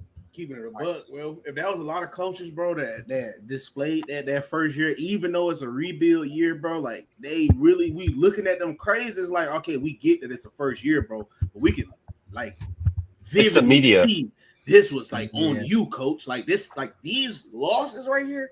That's what I'm trying to tell people. That's why Florida State didn't give him that job right off the bat, bro. Could you imagine him shitting the bed? Like I get it. Like it's a first year. I get it now. Also, Mike Norvell was cooking. Mike Norvell was also cooking. No, I get it. But even if he wasn't cooking, and we insert Deon, I hear you. You cannot lose those type of games like Stanford and Arizona at a school like Florida. It's growing pains. Growing pains. And Michael, I know we're not hating now, but how we were, me and T at the time. We look like the biggest haters on earth, and all I say, y'all just gotta. Me and Chuck both said 4 games, and look what happened. I think the goalpost. They said 4 games, and we all called him crazy. I think the goalpost got. If Deon wasn't talking, bro, that is Deon. Deon Sanders just talk. He gonna talk. Yeah, he just talk. Bro, it's Deon. When he was in the league, what are we talking about? It's not the talking. It was the media that took it too far. The expectations of what the 2019 LSU line. I'm gonna leave it at that. When like, I wish I could just take a dream back to after they beat TCU, bro. That shit was ridiculous. They're like, they could win. They're gonna win. I was there. 9-8. I was there. Bro, I was really hearing 9-10 games. I was hearing they were saying minimum. Like that's what after the first week. Just because they were the former national title appearance people. I know we got to get to the NFL. So what's the name, man? Which one? I mean, we ain't got to. I was just saying if y'all want to talk about it before we talk about it. Bama, let me start this off. Trent, go ahead, Lonnie. Trent and chat. I need everyone to say this with me one time. Tommy DeVito. Tommy. You know what's funny? You know what's so funny? Yo, T, you know we 2 games out of the playoffs. That's the NFC is cheeks, bro. The NFC is cheeks. We're two. The NFC is cheeks. So it looks like we about to get Malik Neighbors or Keon Coleman. That's what we look like we about to get, bro. Yeah, I just want to thank bro, you. Y'all gonna do the Daniel Jones experiment again? Wait, it's perfect. Speaking of Mac Jones, random. This is the perfect reason why I say just because you are in a bad situation does not neglect how ass you are. That brother is whack. Now I get it. He had wait, hold on, random. I know he had the DC as offensive coordinator. How do you just overlook that? How do you just overlook that? Because of course, bro. How do you just overlook that? No, because random, we've seen coaches, we've seen players. I've seen Daniel Jones with Joe Judge, especially team coach. That's nasty. I've seen it. I've seen bad situations. I've seen terrible situations. But when you're this bad, bro, you just gotta acknowledge it, bro. Like. Once again, Trent. I never fought you much. It's crazy, Trent. I never fought you on him being. I never fought you on Mac Jones being straight cheeks. And Jesus Christ, I still can't believe it. Oh my God. You can set the line at 40.5. 40.5. LSU. No. You can set the line at 60. Shit, I'm trying to be nice. 800. Hey, 150. They gonna with Joe Burrow, that's ridiculous. Yo, Bama, Jamar Chase, Jettas, Burrow. Yo, that's a Clyde Edwards-Helaire. I'm not gonna lie. If you had to put a parlay on Joe Burrow's passing yards, bro, that shit is like 400. And he's 499.5. You know on Madden when they be showing the player fatigue, Travis Hunter shit gonna be purple. Like he's gonna that is literally you're going up against the Avengers with just Travis Hunter. Like that, I would feel so bad for Travis, bro. Like imagine Travis having to guard Chase and Jetta. He'd be like, "Hey, my shit hurting again. I can't play. I don't want to play. I don't want to play." All right, hold on. This hurting right here. This hurting right here. I can't play. Hold on. Let me respond to Trent, please. Okay, all right, Trent. Then I have a hot take to make. I never told you. I never said that Mac Jones was not booty cheek because he definitely is. But my problem is his first year. Was he great, Trent? No, he was not. He was mid. Like every rookie, he was mid. Okay. Yeah. Now, Trent, let me use this metaphor for you, right? Trent, okay. You send your son, right? Your son is Mac Jones, and you send him to Bill Belichick, and Bill Belichick's like, all right, I'm gonna make it work, but this is who I'm gonna get you. Josh McDaniels will teach you how to drive this car, right? Josh McDaniels has been driving cars for a little bit. Hell, he even had the greatest driver of all time, right? So Josh McDaniels leaves after the first year. Now you get Matt Patricia. Matt Patricia drives planes. That's what he does. Matt Patricia drives planes. He ain't drove a car in his life. And now you're mad at Mac Jones his next year because he can't drive a car because he didn't get taught by somebody who's been driving planes. And now you're mad at Mac Jones because he's not a good driver. Okay, so let me ask you this though, Random. So let's say he finally starts teaching you how to drive. And all he's trying to do is tell you just press the start brake. Just press that. Just press the start. And he just keep pressing the brake button every single time. Yeah, you wanna know why? You can't Trent, you want to know why? By the time he started teaching him because the problem was the guy who was teaching him how to drive the car had to learn how to drive the car himself. The worst part was they was trying to teach him how to drive the car. He was also learning how to drive the car. To be fair, it was the blind leading the blind. I got Matt fucked up, bro. Hold on. I had to go to the vault, bro. But I had to go to the fucking vault. I was so mad, bro. Trent, at this point, though, he's absolutely cooked. He's cooked as hell. They broke his confidence. They broke his confidence. I will say though, they completely broke him. To talk about the Sunday Night Football game, all jokes aside. Hey, man, don't let them break your confidence. All jokes aside, all trolling aside, because I know we about to troll Mookie hard tomorrow and for the rest of the week. All trolling aside, though. All right. Yeah, talk to me, Trent. Can't blame the all defense trolling tomorrow. aside. Now understand, the defense actually played good. Yes. But again, are we really about to put this on Herbert? So crazy how we never win any of these close games. Look, because Bama, look, there were multiple times. They are driving down. I hit it to Austin Eckler. Beat that shut out of here. Fumble. I hit it to my best receiver on the team. Beat Peanut Charles Tillman. Like I'm dropping back. I see the Andrew Wiggins of the NFL. Oh, strip sack. Like, bro, like that shit he can't. I'm not blaming. Look, first of all, when I am, all I'm saying is that it's crazy that he can't win any of these one-score games. I'm not saying he got to win all of them, but bruh, he's had chances. Once again, I'll say it again. Points is still he had the ball. He had the ball at the end of the fourth quarter against the Dolphins, went 3 and out. Had the ball first in overtime against the Titans, went 3 and out. Like he lost to Green Bay last week. You can't win any of them. Trent, I'll be fair. This game, because I was watching the game, it wasn't all on Herbert. It's not all on Herbert. But Herbert definitely should have made more plays and more opportunity. Like he definitely did. The play calling, bro. No, the play calling's bad. Brandon Staley. 3rd and 1. Hey, Brandon Staley should not be allowed back into the facility. Hey, can I we don't know this. Hold on. Wait. What's this? Close games this year.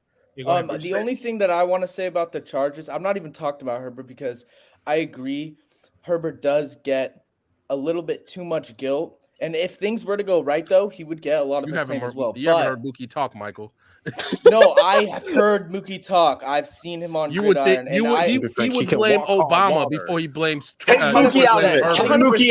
Take Mookie out of it. 100%, Tegan. That's what I was about to say. But when we look at Kellen Moore, okay, yes, the statistics are off the charts every year. But when I'm talking about situational football, when I'm talking about play calling against real defensive coaches, defensive-minded defensive coordinators, I'm seeing this guy, on the Cowboys, you know how many jet sweeps and gadget plays we ran against teams that got snuffed out? And I'm not sitting here saying that's happening with the Chargers. I haven't watched every single game. But I will look at Brandon Staley, and he needs to go, man. Like, Kellen Moore, to me, is not making them better as an offense. Kellen Moore is doing what needs to be done. We saw last year Dak throw 15 interceptions in not even 17 games with Kellen Moore as the OC, and we can give Dak fault for that. But you've seen in the past years of his career, his interceptions were never that high. So I think Kellen Moore gets a lot of credit for that. At the end of the day, is Kellen on fraud watch? Kellen's been on fraud watch to me as a Cowboys fan. There's multiple. I feel like they need to blow it up. I'm not gonna lie. Also, me and J-Rod was talking about this. You was like one of the mid-late league candidates for like the running backs getting paid. It was like the right message, wrong person, wrong player. You're not that guy, pal. You are. Let me ask you this, Trent. No. Since you say they should blow it up, I think if they blow it up, would Bill Belichick be? Because myself personally, I think Bill Belichick is washed. But I hear Bill Belichick should go over there with Herbert. But myself personally, I think who's his OC? Wait, exactly. But he's gonna call Josh McDaniels again. That's what he's gonna do. He's gonna call Josh McDaniels. The only reason why I will kind of hear it, the reason why I will hear it, because that's what I like to see. We've seen Bama that Bill Belichick we know what he specializes in, defense. So and Justin Herbert's whole career, like not even his whole career, he's had a bottom 5 defense. You can actually look it up. It's league. Who's random. But John McDaniels is a good OC. He's not a good head coach, but he's a good OC. Here's the point. He's only a good OC when Tom Brady's there. I would rather see Bill Belichick and what's his name. I'd rather see Bill Belichick with the Chargers rather than somebody like Lincoln Riley come here, and we still have no defense, because that's the main thing. That's really the main issue with the Chargers. When Justin Herbert scores, Justin Herbert will sit on the sideline. They don't have no faith in that defense. They never have. They haven't had a faith in the defense in how long, bro? Like defense terrible. Yeah, and also with that, I think as much as we give Bill flack for certain things like talent evaluation, I think if you give him a roster that's built for, that has pieces the way that the Chargers do, on offense, especially right now, I think that they can, make a playoff appearance. Now, the question is, can he take you farther than that without Tom? He's going to still have to add pieces and everything like that. But I'm going to say this. Bill Belichick is not going to the Chargers. Bill Belichick is not going to the Chargers without having GM control. Hold on. He's not doing that. So that's what I was about to ask. That's what I was about to ask Michael. And nothing we've seen over the last decade. You can't let him be a GM. He has a roster that's already built, but like you said, in order to make a push to a Super Bowl, you have to add pieces. So if you the Chargers, seeing what he has did 20 plus years in New England, do you give him? No. Like that's what I'm saying. No. So if you're Washington, yes. If you're the Chargers, no. So here's at the end of the day. Go ahead, man. Okay, you go, Trent. You go, Trent first. No, I was just saying that I just need the Chargers to do. Let's get rid of Brandon Staley. I think this they need to do. I think they got to move him Austin Eckler because there's no way. There's multiple times there are 3rd and 1s and you're in shotgun. That means you have no faith in Austin Eckler. He's also Ben Johnson. At least Ben Johnson. Man, we all know this. It's 1 yard. If you would have had, I don't Tush know. push. If you had Bijan Robinson back there, are you give him the ball? Yes. Yeah, but you give him the bill. What happened to Austin Eckler? Because why is he as fast as Eddie Lacy? He's old. He's dirt. They have no He's dirt. Just pack him up, get him out of there. He's not top 20. Get you a back that you know can tote the rock because Austin Eckler is not a good runner. Second, because again, even though QJ, bro, he's not looking good, still potential him. So I'm even the receiving core, like you can still go draft some players here and there. I'm not even really worried about the offense for real. The defense we have to get somebody that works on the defense side. Like that's the main thing for the Chargers, bro. This is what I'm gonna say. The Chargers are in this, bro, because I can't the defense is ridiculous, bro, and it's always injured. Like you might have to move on from Joey Bosa. He's only had 2 healthy seasons for real. You might have that's right. Didn't they just pay him? Kenneth Murray. Kenneth Murray's one of the worst linebackers in the league. Move on from and what you call? You already lost J.C. Jackson. You already got moved off of him. Nick Bosa getting up there naming Joey Bosa one of the top 5 pass rushers in the league. His brother though. Arrested. I don't give a damn. No. He should be arrested for eating Raisin Bran. That's what he should be arrested for, bro. That's not good. That Raisin Bran. Oh hell no. Hold on. This is the biggest problem. This is the biggest problem right now with Bill Belichick going there. All right, he's going to want GM control. He's going to bring his sons. He's going to bring his sons to run the defense, and then who's going to be his OC? He's never going to go out whatever his cocoon is. So he's going to bring back Josh McDaniel. That's what he's going to do, right? Austin Eckler's probably going to go, but guess what? He's going to look at Keenan Allen too and say, maybe you got to go too, because he always does that. Let me tell you why. Bill Belichick does this. Let me tell you, Bill Belichick does this. He always gets rid of a player 1 year early rather than 1 year too late. How many times have we seen with the Patriots that they're like, remember, 2017, they had Brandon Cooks. Was it perfect? Moss. No. Was it perfect? No, Reeves, but that was one of the few times we were just watching Tom Brady go deep, Jamie and then Collins, the next year they traded him. I can't remember who they traded him for. Okay, so random. My thing is though, because Ben brought up Belichick. So who would you want specifically for the Chargers then? I would go after Ben Johnson. Ben Johnson, I think it's the clear answer, bro. But that's what I'm saying. Again. But mind you, Ben Johnson, who specializes in offense, and now he will make the offense. But this Herbert will be different. But again, to me, the main issue is the defense. But this is what I'm saying. What we've noticed the last few young wonder coaches. Hold on. This is what the last few wonder coaches have done this. Sean McVay went and got Wade Phillips. Mike McDaniel went and got who's their DC now? Used to be the former Broncos head coach, but he's a good defensive mind. Vic Fangio. So that's what I believe. I like to believe that Ben Johnson will do. He'll go get an established defensive guy to run his defense. Somebody he knows that, look, I don't have to worry about this at all because we've seen that work before. Sean McVay will tell you straight up right now if you talk to him. Wade Phillips was so crucial to him getting his start in the league, getting a good his head coaching tenure off right, that it really helped him out. So if you're going to go that way, you ask your person, go get defensive mind. Because right now, everything you've seen with Bill Belichick the man cannot evaluate a receiver at all. He just can't anymore. He couldn't do it in 2006. He wants me. He wants me. Yeah. He wants me to go play slot. Trent. He couldn't do it in 2006 when he drafted Chad Jackson. He couldn't do it in 2017 when he drafted Aaron Dobson over or what is it? 2019 when he took Aaron Dobson over DK Metcalf. It was N'Keal Harry.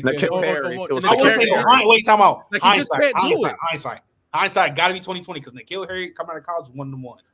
Is that it just didn't work out. I got you, but he had that. It wasn't even that. He took Sony Michel instead of Nick Chubb. Like you can go all these different. Lonnie can tell you. Lonnie's a literal Patriots fan. He can tell you all the different things that he's done. Taking Cole Strange in the first round last year was unforgivable. When the Rams were looking at his draft board and they were like, "We about to pick him up in the third round because that's where our freaking draft starts," and they were laughing. They were literally laughing when the Patriots took Cole Strange.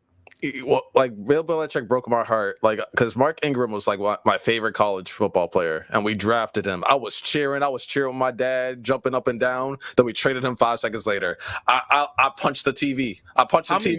My little skinny ass punched the TV. It was. We can't draft. We can't draft. Okay. One last thing, Tegan, and I'll stop talking. How many times have we sat there every single year, and just because they had Tom Brady, be like, they don't have any burners on the outside. They don't have one person that you're scared of. How many times have we said that from 2011 to 2019? Maybe twice. In terms of burners, maybe twice. We had Brandon Cooks, Amendola, Edelman. I mean, Amendola was no burner. No, Amendola is no burner. Brandon Cooks is the only one. Yeah, Brandon Cooks is probably Cooks is the only one. Before that, it was Randy Moss. Really, that was yeah. So the only reason why I'm pushing back on Trent on the whole like Ben Johnson thing is look at the landscape of the NFL, the way that defensive minded, like it starts from the top, obviously with the GM. I'm not a big fan of coaches being the general manager. That's why Belichick's the issue. And that's why Bill O'Brien was the issue with the Texans. But when you're at the head coaching position, look around the landscape, everyone's an offensive minded guy. Andy Reid, the Philadelphia head coach, Sirianni's a head coach. He's offensive minded. Everyone is offensive minded from the top down. That's why anomaly now. DeMeco Ryans is the anomaly. But that was an anomaly coming into this year, and we don't even know if long term that's going to work. Well, okay. Even Shanahan's offensive minded. Like everyone is offensive minded to begin with. Yeah, I want to rephrase what I'm saying. Y'all get y'all last points, and then I'm gonna ask this last question. The only reason I just make it because I don't want y'all to get all y'all points out before. Yeah. I was saying I'm gonna rephrase what I'm saying. What I mean by that, I'm saying like I really don't care who you hired for your what's his name. I don't really care who you hired. As long as it's a good, solid coach that we know that's good, cool. I just know who you gonna hire for that DC. Cause God, that shit is too crazy for me, bro. I'm sorry. You'd rather deal with the OC than the DC. Like there's good coaching candidates. You got Ben Johnson. You can go get Bieniemy.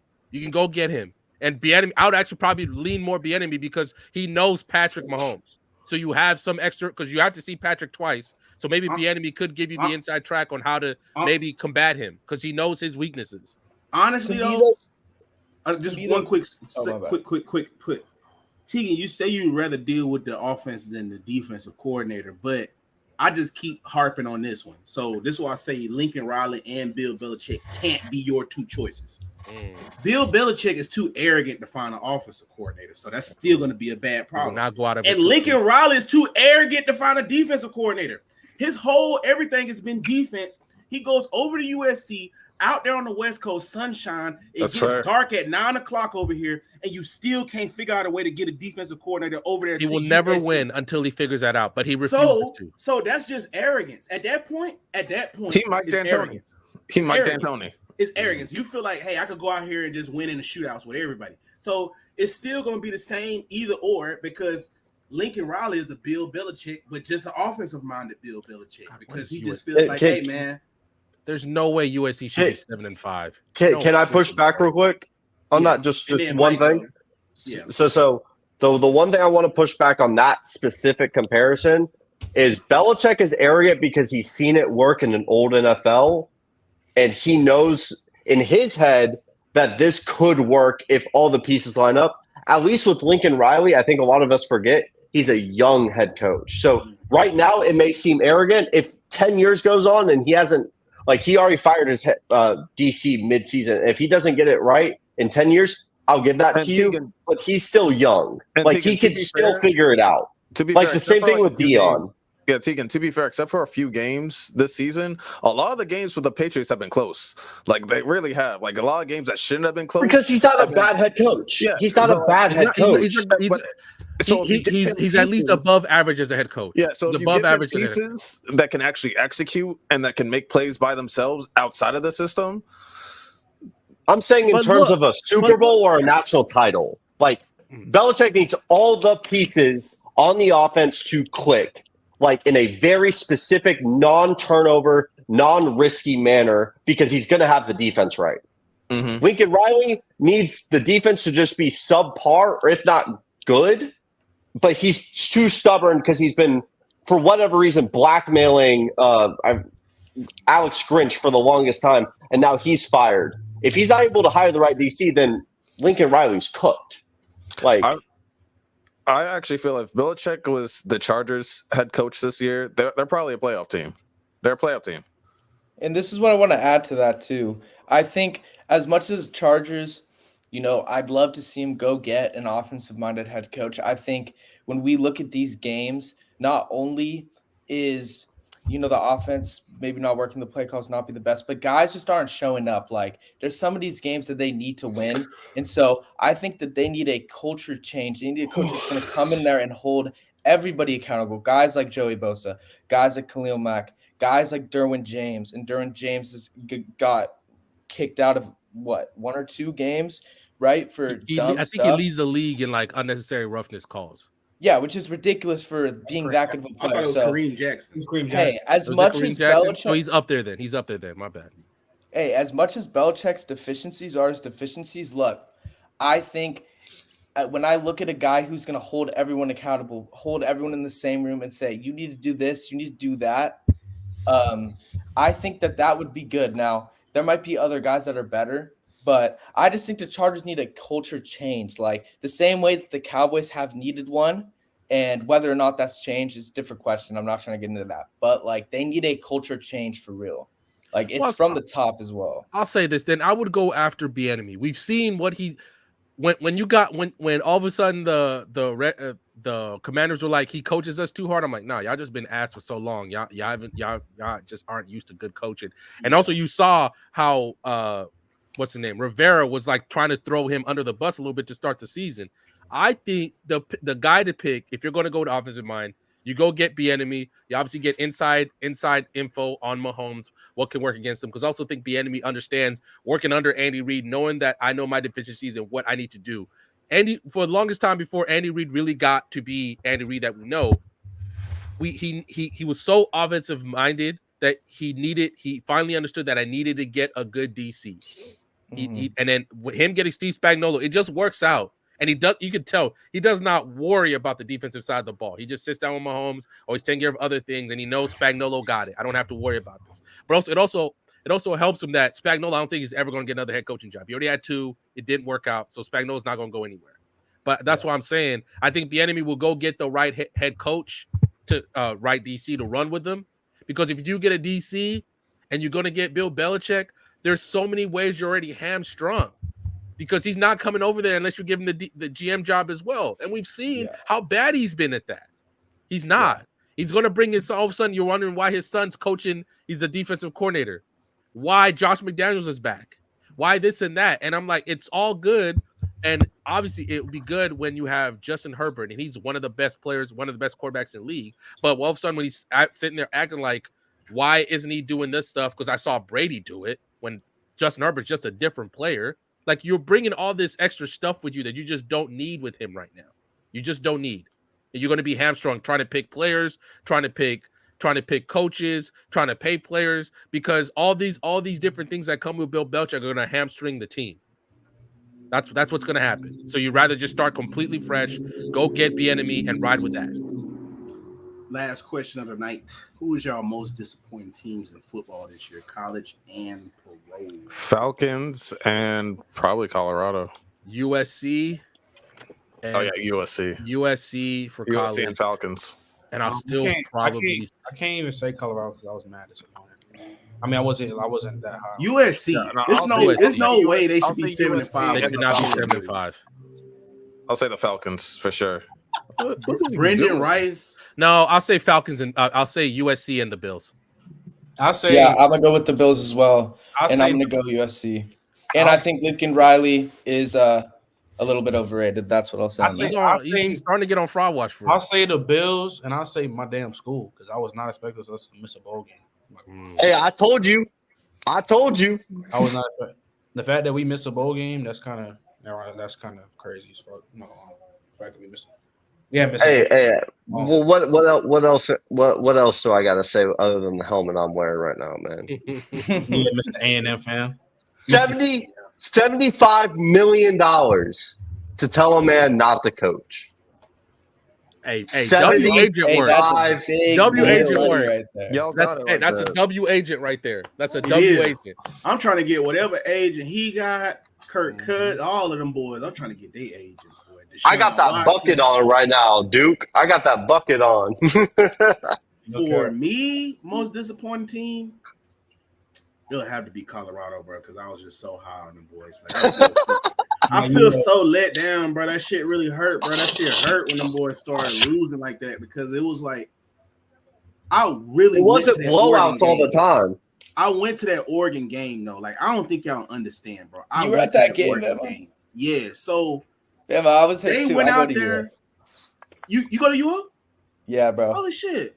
That's crazy. Yeah. Now that we know each other, bro, we'll link. I stay 4 hours from UO. I live in Redding, California. Oh, bad. Yeah, so it was an easy drive. But before the game, bro, his players out there trying to fight Oregon coaches. They stomping on them. And it's just like, bro, that's when you don't go out there again. I'm going to tell all the young college athletes out here, don't stomp on nobody logo at midfield. It's not good for either side. For the team I like. For the team I hate, it's not good for either side, bro. Don't go out there because the 3-0, we was humble. We was drinking the juice. That wasn't humble, bro. You got if you doing that, your squad better be one of them ones. Oh yeah. You better have like a 2019. Jalen Carter, like when Jalen Carter, when they was wilding, I forgot what game it was. It was Georgia. I think it was Mizzou when they was beefing on going back and forth with the coach and stuff. Bro, that was the best team in the country. Yeah. You can't have Shiloh calling your coaches bitches and all this shit. Yeah, that was so weird. And that shit was lame as hell. I'm not gonna lie. Yeah. You calling coaches bitches and all that shit, and then that's weird, bro. Just play ball, bro. Then you lose by 50, 40, like. And I think that's exactly what Dan wanted to do. I think he saw what happened with CSU, and I think he wanted to play into it. And we playing for. Hey, Dan is playing for wins, not for clicks. Like, bro, why are the cameras in your locker room then? I'm not even gonna lie. I'm not even gonna lie. Like they were gonna be there regardless. Bro, he got hate for that. I swear to God, if I was in that locker room, I'd have been hyped as hell if he said that. No, yeah. The cameras were gonna be there regardless. The cameras were gonna be there regardless, man. No, you said that shit. You be like, hell yeah, that shit gonna get you. Show them the shit door. When they went for two, I'm telling you, this is when I knew Colorado was, bro. Yo, I went to sleep. I woke up, my phone was blown up. They're like, Trent about to bug out. Bro, this like the fact that y'all blew that 30-0 lead that Stanford, I knew it was over with. Because I was trying to give them leeway. I said they was going, because I said after I think they beat Arizona State, they might have a slight chance and win like 2 more games.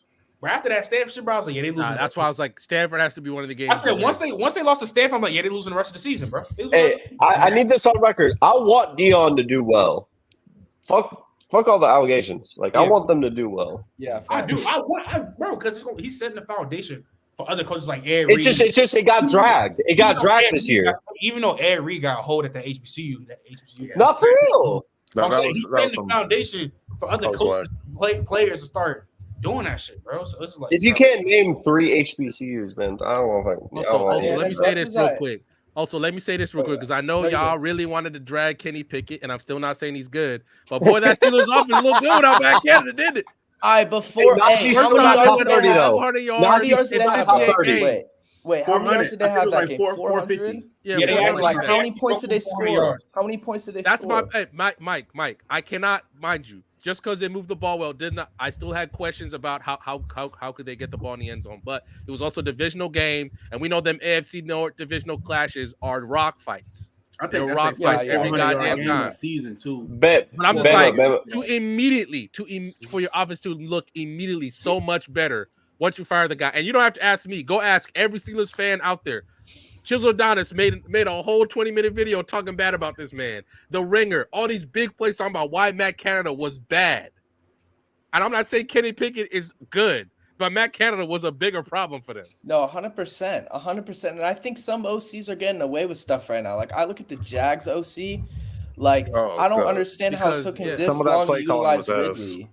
Like, I don't get how it took him this long, because if you look at the way that they're playing, they're trying to use Trevor Lawrence as a guy like who's gonna throw the ball to the backs and like play the stinking dunk style or like this short passing game. Like you got to let him be him at the end of the day. Like I just don't understand like what they're thinking. Like the Niners game, I think. Not to go on because I don't want to keep going with it because like I said, we come on tomorrow and shit, and you can come back on too, Mike, tomorrow. I'll get your contact after this. But with the running back thing with Trevor Lawrence, the reason is for that being is normally Trevor Lawrence plays well as ETN balls out. So one thing with the NFL, they want to phase out the running back for us being a pivotal part of the offense. So they want to run that same offense with other running backs in there, not realizing ETN out the backfield is a lot different than the running backs Tank Bigsby. Even though those guys are good running backs, Dearness Johnson and them, they just not Travis Etienne coming. Etienne's really a guy, man. He's really a guy. Like that's why they still force and he ran 30 yards just to get hawked at the 6. Etienne scoring a touchdown. And I'm like, bruh, I will say this. It was kind of nice today to watch.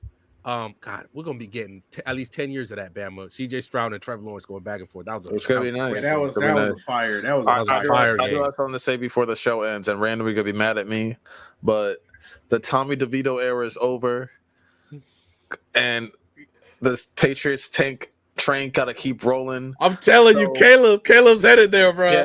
He's headed there. Trent, embrace it. Embrace it, bro. Unfortunately, for this upcoming week, I have to be with Mookie, and I have to be a Justin Herbert guy because that's what we play. So I don't know. You might see me. The craziest part is Lonnie.